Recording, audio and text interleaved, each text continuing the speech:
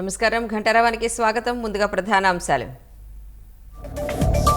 గుంటూరు జిల్లా గారపాడులో వైకాపా శ్రేణుల దాష్టీకం. తెలుగుదేశం వర్గీయులపై దాడి, 7గురికి గాయాలు.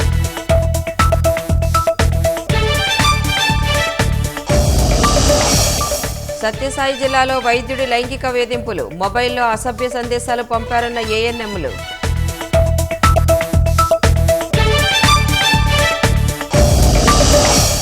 నెల్లూరు జిల్లాలో అక్రమ ఇసుక తరలింపు. వాహనాలు స్వాధీనం చేసుకున్న అధికారులు.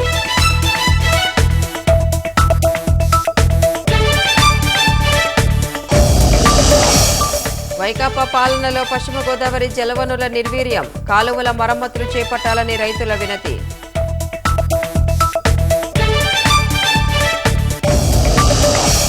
కాసేపట్లో లోక్సభ స్పీకర్ ఎన్నిక. ఎన్డీఏ అభ్యర్థి ఓం బిర్లా మళ్లీ ఎన్నికయ్యే అవకాశం.